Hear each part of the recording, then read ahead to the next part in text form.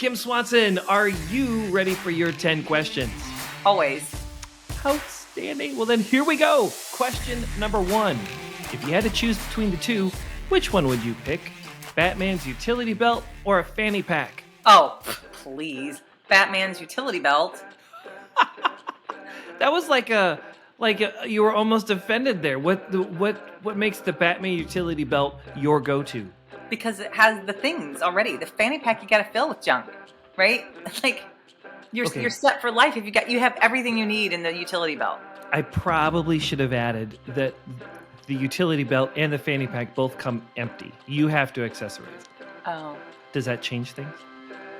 No. Mm-mm. Utility belt still looks cooler. So, never been a fanny pack kind of gal. So, yeah. Fair enough. Utility belt.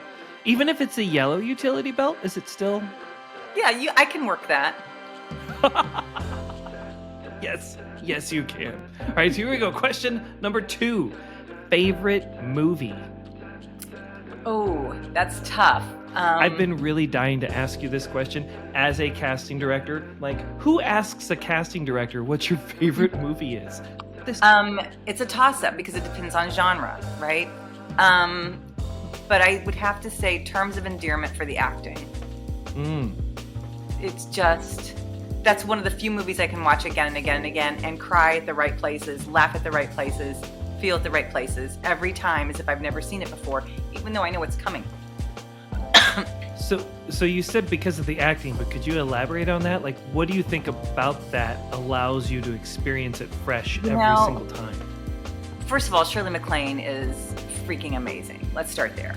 I mean, you've got so many amazing actors in the film, Yeah. But Shirley MacLaine, I think as a mom and as a grandma, I can really relate to her, right? In that role. But, of course, saw it before I was all the things, But her moment in the hospital where she just screams and like she's not going to take anything less than the best for her daughter who's dying, and her ability to just kind of suck it up when she's like helping her grandkids be told that their mom is dying, and and all the things she has to do, she does what she absolutely has to do, and that's what a mom does, right? So it's just, it feels so real and so grounded, and it's a spot on performance. It's just so amazingly good. So wow, the relatability and not only that, but her just the authenticity that she brings to the performance makes her really connectable. Always, in every role she ever does. Yeah. Fair enough. Yeah. I'll take it. Next question. Question number 3. What is your favorite quote? We are not here to be loved and admired. We are here to be loved and admire. Ooh. Could you say that one more time? We are not here to be loved and admired. We are here to be loved and admire. Do you know who said that? I do not.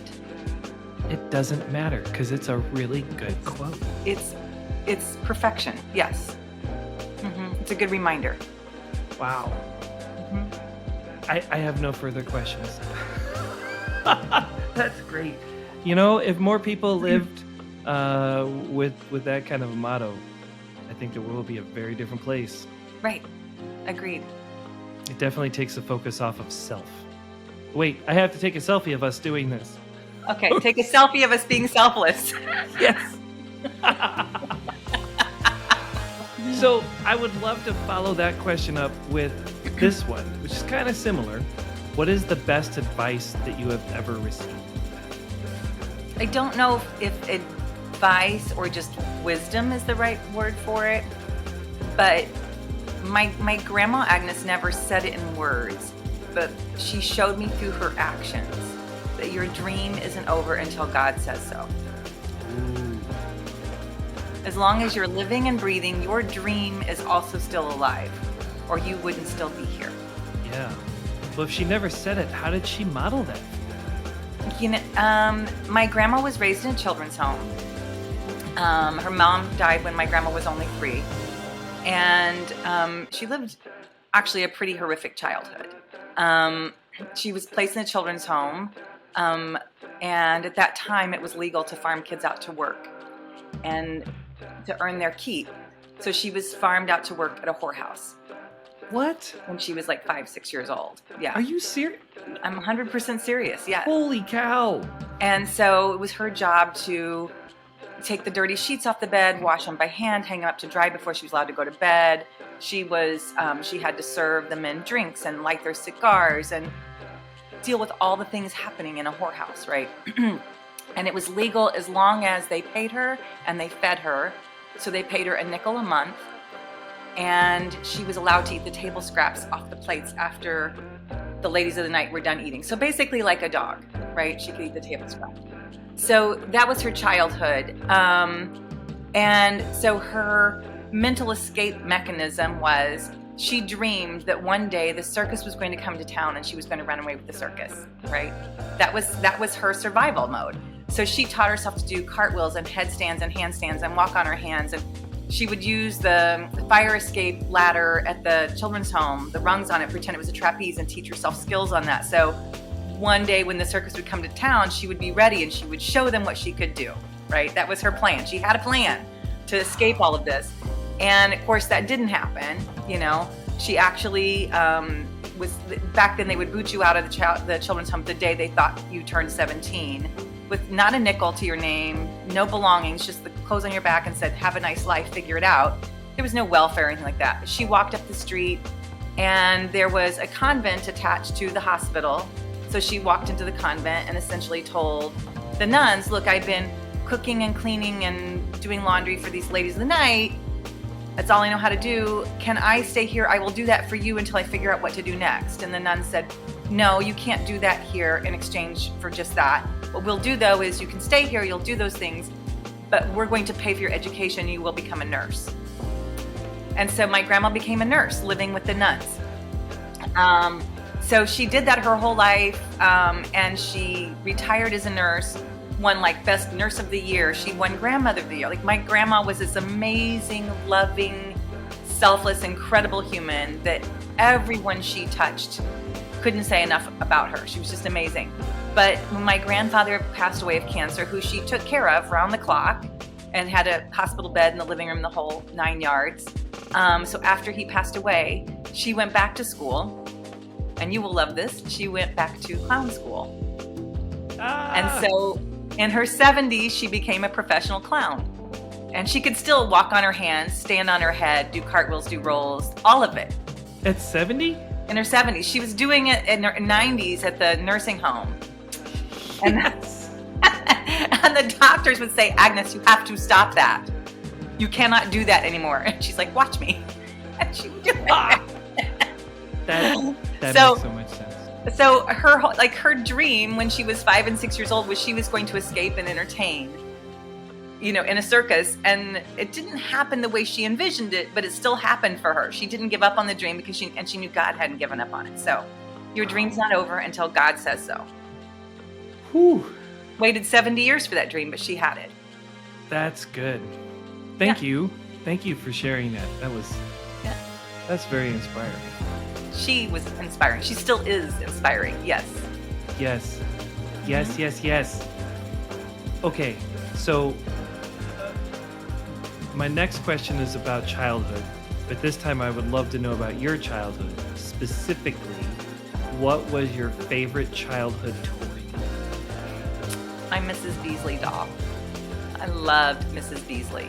So back my day, there was a TV show called Family Affair, and the little girl on the show had this rag doll that had a plastic face, and the doll's name was Mrs. Beasley, and it had little granny glasses, and she wore a little apron and that kind of thing. And she looked like a little granny, right? Mrs. Beasley was a very popular doll, and I ended up getting Mrs. Beasley. And at one point, Mrs. Beasley lost her glasses, these little plastic rims, right? And I cried and cried and cried. I couldn't go to sleep. I'm like, she can't read. She can't read. She didn't have her glasses. She can't have her glasses. She won't be able to read. So my mom wrote the toy company, and they sent 2 pair of glasses for her.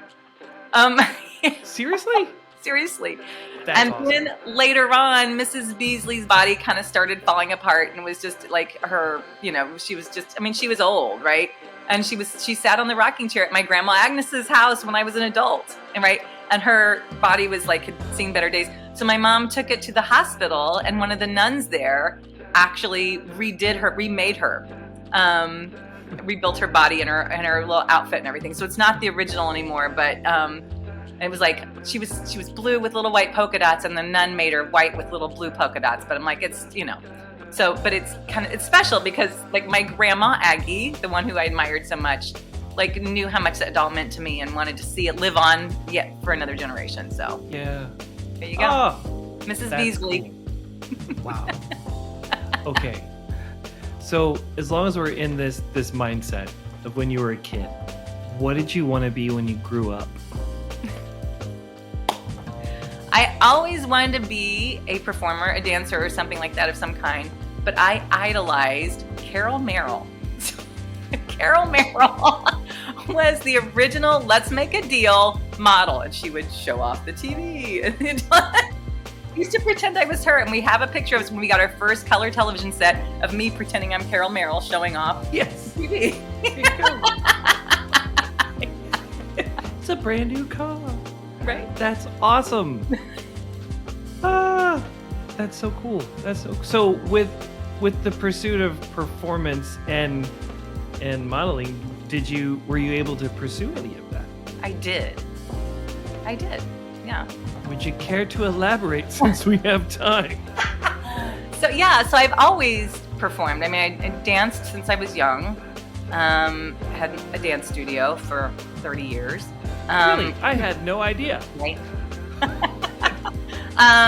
And then, and of course now I work as a casting director by day, and I still do some acting on the side. I work under a different name as an actor, and just did a part in a film that just premiered Friday, and so I still, I get to do it. Yeah. I get to live the dream. I will say though, when I was graduating high school and I wanted to come to LA and everything, my parents, out of love, told me no and said I wasn't good enough and it was a ridiculous dream, don't do it, and sent me to secretarial school. But, and at the time I hated them for it. I hated them for it for a long time because I stalled my dream for a really long time. Yeah. But, with age, hopefully, comes a little wisdom. And, I've come to the conclusion that they didn't do it because they didn't believe in me. They didn't want me to do it because they didn't believe they could do it. Ooh, they projected. Well, it's not that they were rejected. I think that, No. Like they were projecting themselves. They're projecting themselves. Right, exactly. They were projecting, yeah. Because, they wanted me to be happy, right? They really, truly wanted me to be happy. And their idea of happiness was buying a cute little house, raising 2 kids, mom staying home by day, dad working all day, coming home, dinner at 4:30 on the table every single day. We would have, once when my dad got paid, we would have a pizza night, which was a really big deal. We would split 1 bottle of Pepsi, between the 4 of us. Like that was their dream. That was their bliss. That was their happiness. And so they wanted me to be happy and assumed therefore that what made them happy would make me happy. Right? It wasn't because they didn't believe in me. But they just wanted me to be happy, and they were trying to get me to that place that they thought that would happen.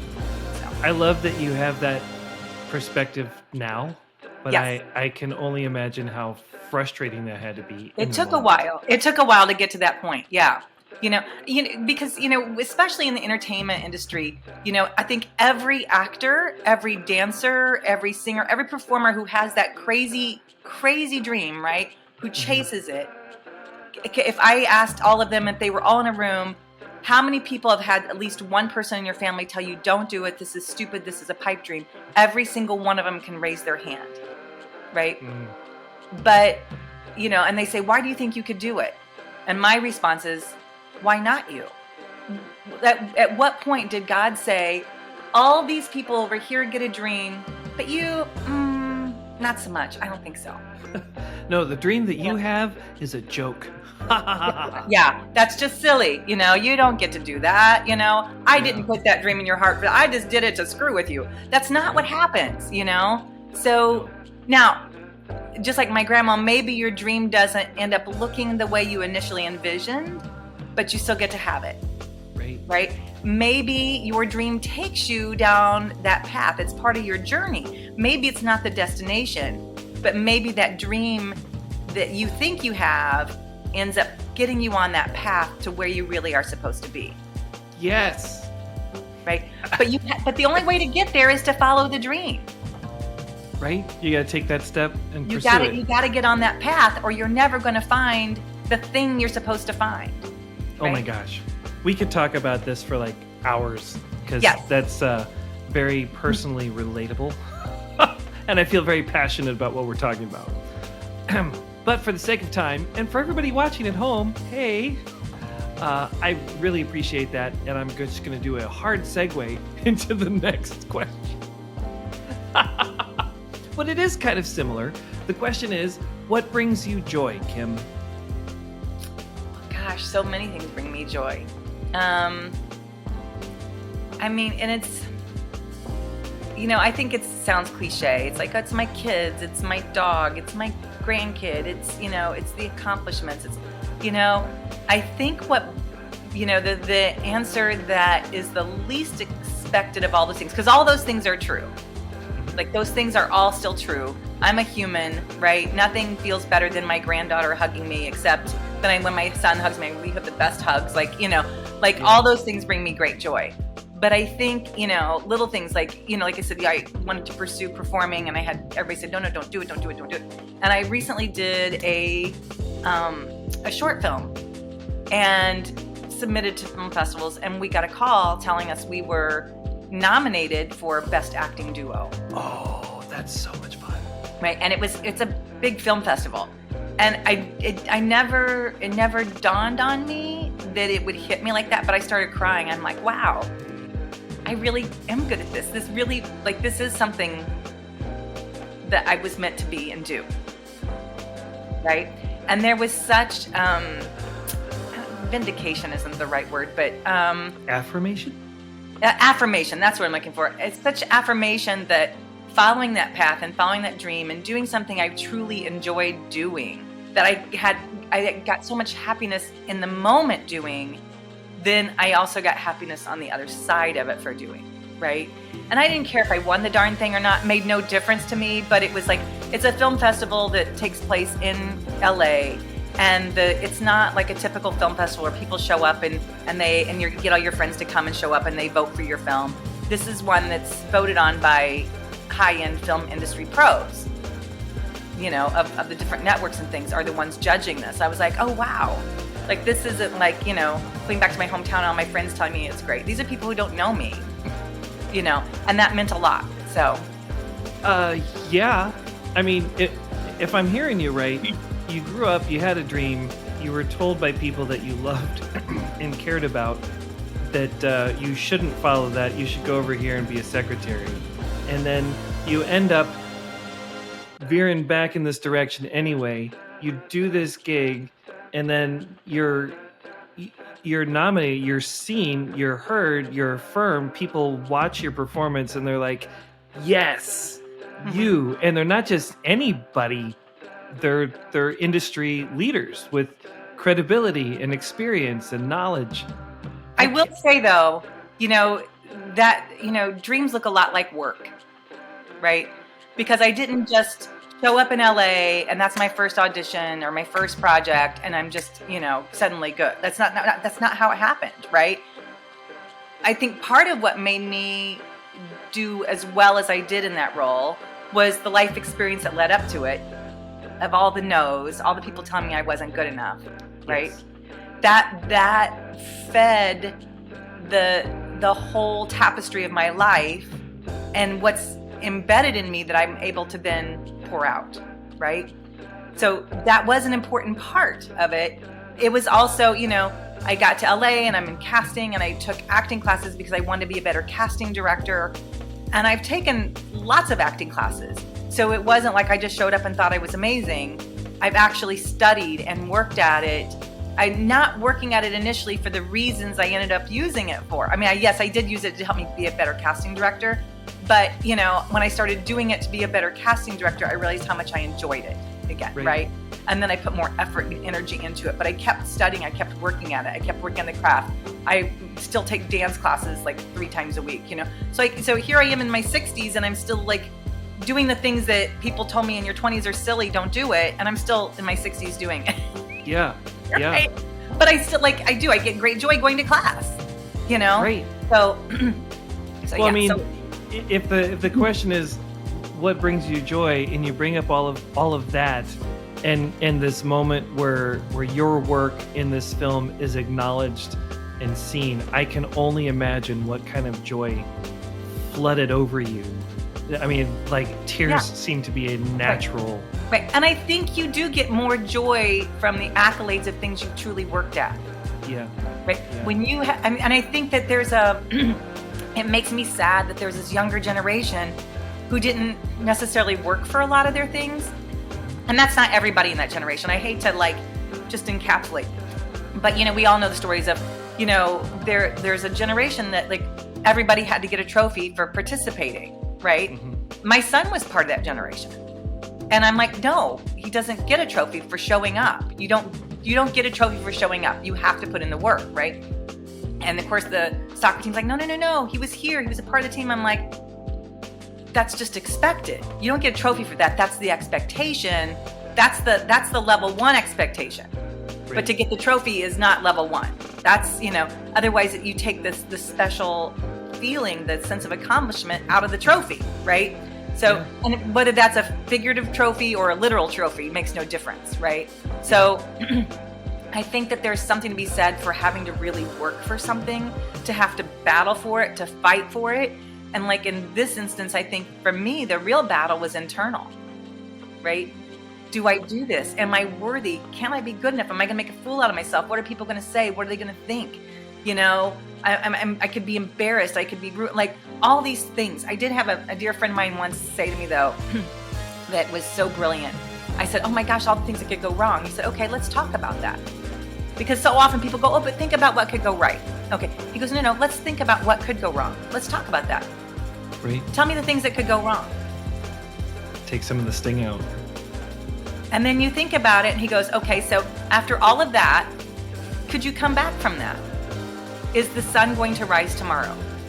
Yeah. I'm like, yeah, the sun will rise tomorrow. He goes, so there will be a new day.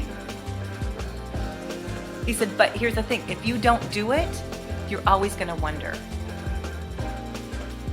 And there's nothing worse than wondering if I could have, should I, could have, what should I have, could I have, would I have, was I capable?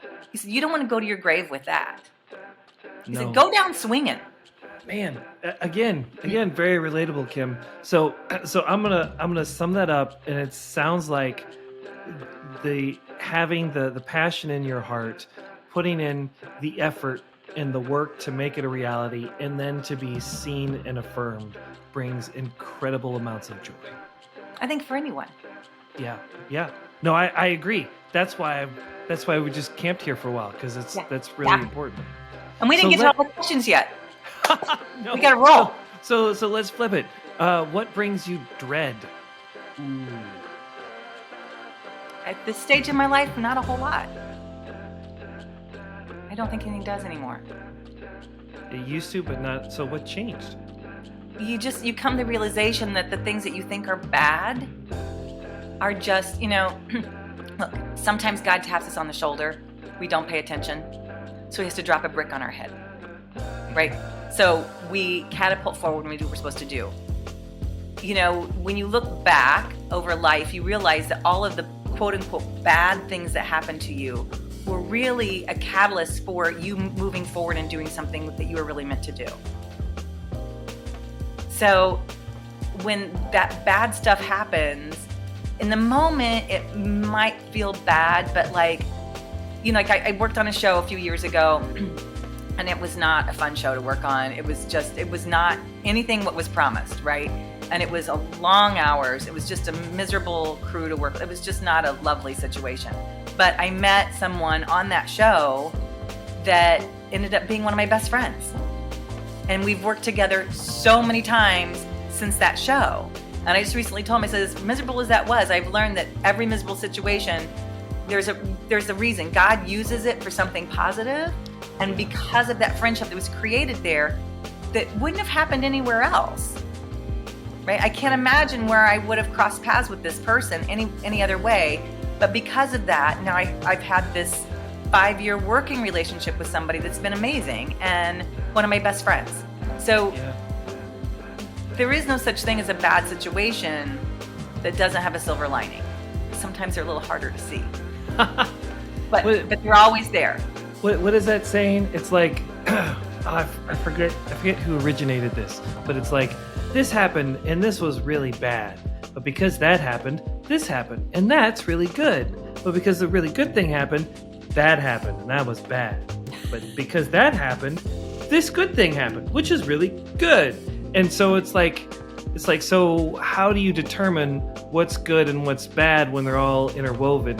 And I think the idea was things are neither good nor bad except our thinking that makes it so. Exactly. So I love that. All right, here we go. Last 2 questions. Last 2. We're on the home stretch. Question number 9. What do you want to accomplish but cannot do on your own? Well, I don't think there's any goal we accomplish on our own. You know, I mean, look, life is a team sport. You know, I'm a big believer in sacred contracts. I believe before we choose the body we're jumping into, this soul, right? We make contracts with different people. Okay, you're going to be the jerk and you're going to be really good at it. So I will then do this. And you're going to be the person who scoops in and saves me from this moment because I'm going to need it about it. Like, I feel like there are so many sacred contracts. I will choose to be your daughter.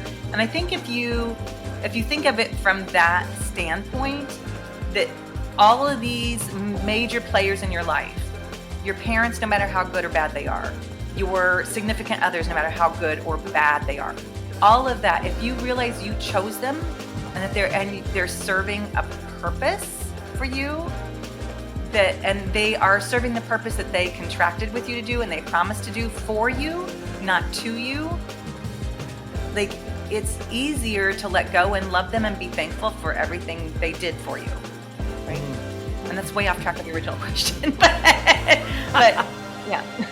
Well, no, I mean, the question, you know, what do you want to accomplish but can't do on your own? But yeah, I mean, everything. You know, everything we come here to accomplish, I do believe that, like, all these major players in your life participate in some way. Yeah. You know, so there's no separation or isolation. There is no separation. There's no such thing as accomplishing anything on your own. I love that. And that perspective sounds like it would be very, very helpful to not hold grudges or resentment or bitterness.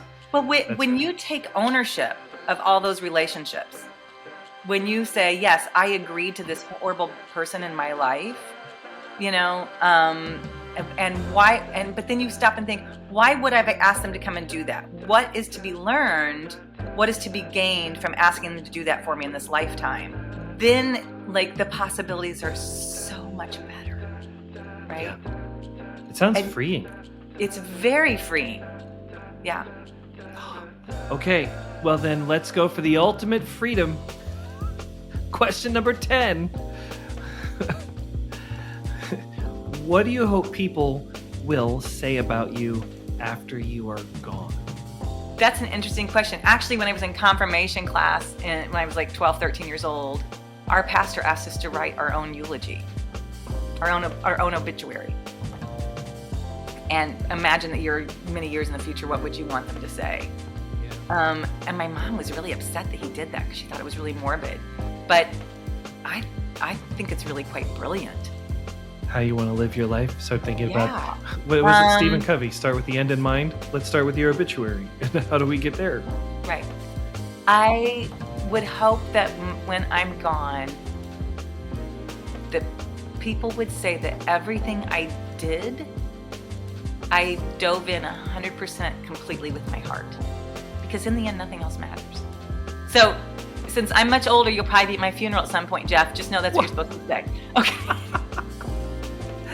I'll just play this. We'll probably have some kind of hologram technology, and we'll put you up there, and it'd be like 100%, and then everybody would be like, "Amen."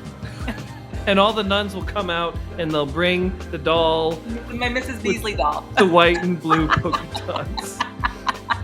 Oh my gosh! And then your granddaughter Aggie will come and do somersaults and cartwheels in honor of your grandmother. It'll be great. Well, she's named after her, you know.